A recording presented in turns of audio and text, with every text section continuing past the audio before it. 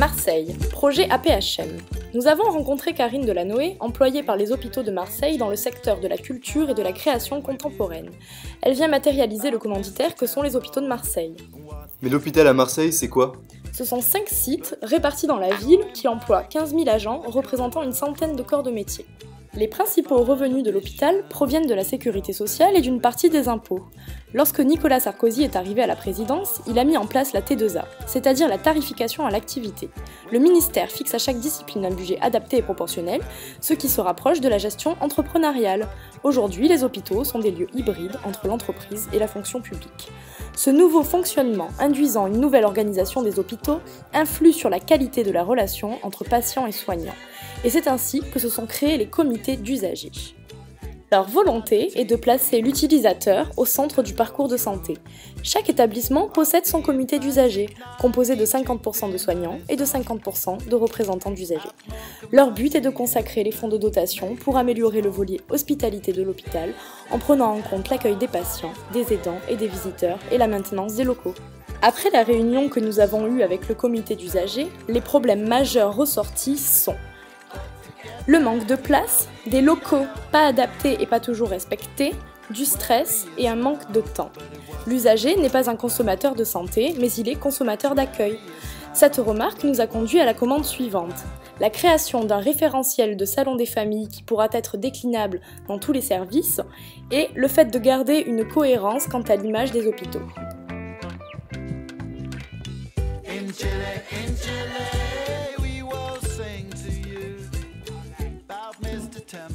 L'étape suivante du projet, que l'on appelle la veille, consiste à faire des recherches sur tout ce qui a été fait auparavant. C'est une sorte d'état de l'art. Nous avons divisé nos investigations selon 4 axes. L'hôpital dans les revues scientifiques, projets de design déjà existants, les espaces familles déjà existants, ou encore l'hôpital et l'hospitalité.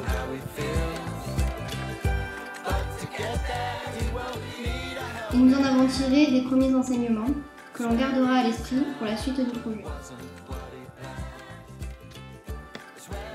Nous avons été répartis dans différents services sur les 5 hôpitaux de Marseille. Nous étions en binôme ou seuls. Notre première immersion a eu lieu le 11 mars 2015. Elle s'est déroulée sur toute la journée. En premier lieu, nous avons visité les services accompagnés par les cadres de santé. Ensuite, nous avons observé les espaces, la vie à l'hôpital, ses règles, son fonctionnement.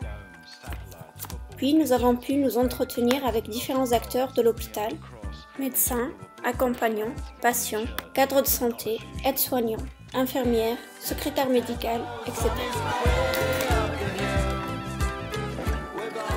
Suite au terrain, Lionel Ox nous a rejoints, nous a recentré sur des problématiques générales au service et des interrogations à étudier ou à confirmer lors du terrain numéro 2. Donc, sur la relation accompagnant-soignant, sur la relation patient-patient, sur les règles non dites, ou encore sur les espaces hors soins entre accompagnants et patients.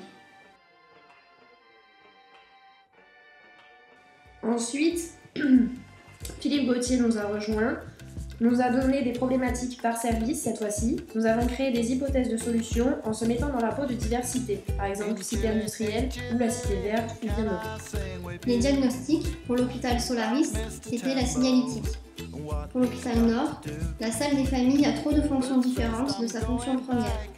Pour la conception, la transition entre les espaces de service et les espaces d'hôpitaux. Pour la Timone enfant, l'entretien et le respect des espaces communs. Et enfin, pour la Timone adulte, plusieurs allers-retours avant de pouvoir avoir une chambre. Enfin, Marie Poirier nous a aidés pour la création d'un outil graphique qui nous sera utile pour le terrain 2 afin de confirmer les hypothèses, mais aussi de mettre en avant des critères tels que le temps, les espaces, les flux. Pour notre deuxième terrain, nous avons confectionné des outils. Et nous avons soumis ces outils aux accompagnants, aux patients et à l'équipe médicale, comme les infirmières. Donc ces outils étaient pour permettre de mieux comprendre les relations entre les infirmières et les accompagnants, mais aussi pour ouvrir la discussion, pour aller plus loin que les premières idées reçues. Ensuite, nous avons soumis ces outils aux patients Par exemple, pour connaître quel était le comportement des infirmières par rapport aux patients. Puis enfin, pour faire ressortir les futures pistes de projet, on s'est appuyé sur ce parcours de patients et d'accompagnants dans les services, où on a pu décrypter des espaces de temps, des espaces comme des lieux, de la circulation, des interactions, des flux. Et donc ces critères nous ont servi comme grille d'analyse pour dégager les axes de travail qui nous ont conduits par la suite aux 4 thématiques.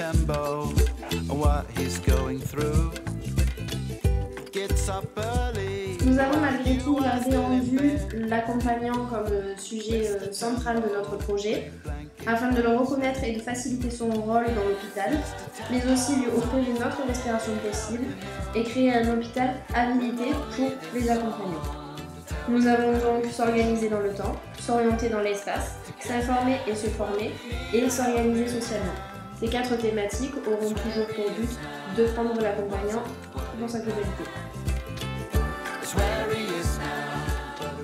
Atelier 1. S'organiser dans le temps. J'ai le temps ou pas?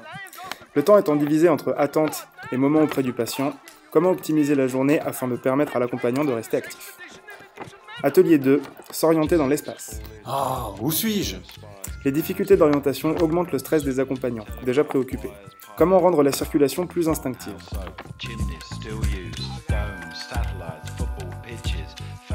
Atelier 3. S'informer et se former. Mais comment obtenir ce document? Tu le trouveras à l'accueil. L'accompagnant est important dans le processus de soins. Comment le légitimer et favoriser le partage entre les acteurs de l'hôpital? Atelier 4. S'organiser socialement. Tu viens d'où? De Corse, ravi de te rencontrer. On se retrouve pour manger ce soir? Les relations sociales entre accompagnants sont un moyen d'évasion et d'entraide. Quels peuvent être les outils et les lieux qui favorisent les rencontres, le soutien et améliorent la vie collective?